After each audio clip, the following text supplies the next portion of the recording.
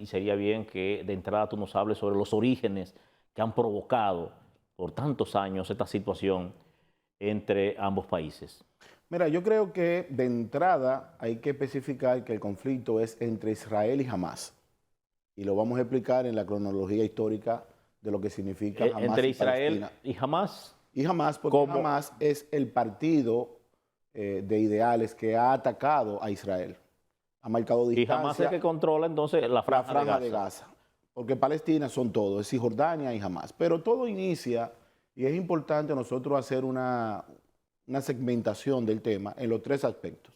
El aspecto religioso, el aspecto histórico, geopolítico y el conflicto actual. Sí, me gustaría que me hablara sobre esa parte, o sea, cómo viene, de dónde viene el nombre de israelí. Sí, la etapa religiosa, que es la etapa que mejor maneja la población dominicana y americana, porque somos una herencia judeo-cristiana, nosotros sabemos que Abraham es el padre de la fe. Dios le dice a Abraham, en el territorio de Ur, en la antigua Mesopotamia, le dice, yo te voy a entregar una tierra donde va a fluir leche y miel. Es la tierra de Canaán.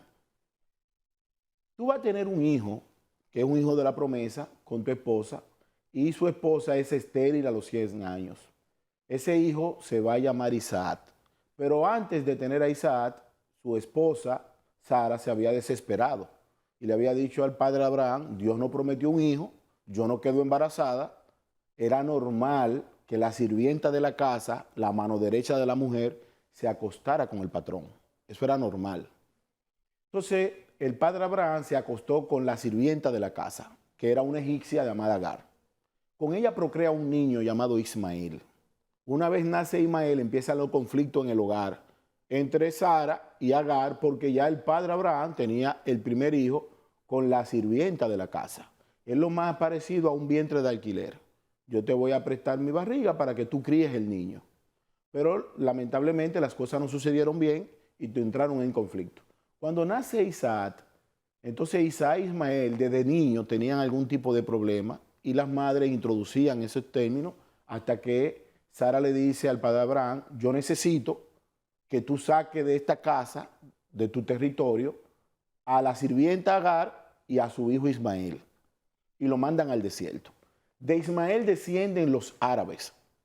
Y los árabes asumen una de las religiones abrahámicas que se llama el Islam, que nace en el siglo VII de la presente era.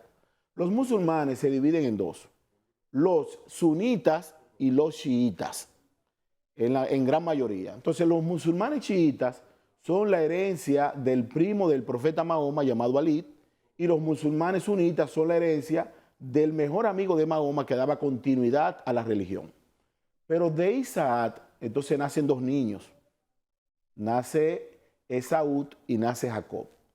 Jacob, que son mellizos, en uno de los encuentros que tiene con el Señor, pelea, como se dice en la Biblia, pelea con un ángel de Dios, y el que batalla contra Dios le cambia el nombre y le ponen Israel, que es lo que significa en términos hebreos y bíblicos, el que batalla contra Dios y sale y vence.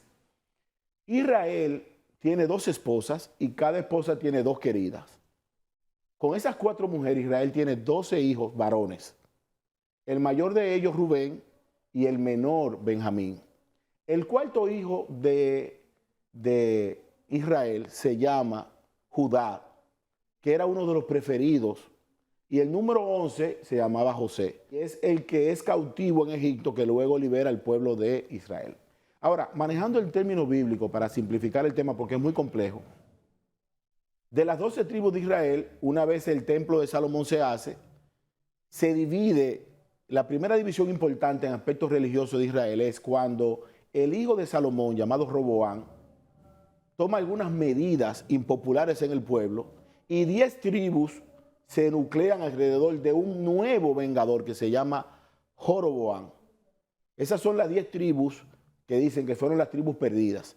Mientras Roboán se queda con la tribu de Judá y la tribu de Benjamín. A partir de allí es que se empieza a llamar a los israelitas como la tribu de Judá. Y de ahí viene el judaísmo, que es la religión principal de lo que hoy corresponde al territorio de Israel. El 85% de los israelitas son judíos, un 3% cristiano. A pesar de que nosotros en América manejamos el término de cristianismo, el cristianismo es la religión más practicada en el mundo, seguida de los musulmanes y en tercer lugar los hindúes. Ahora, ya terminado el aspecto bíblico, ya sabemos quiénes son los árabes y quiénes son los israelitas. El conflicto histórico se engrampa con la finalización de la Primera Guerra Mundial.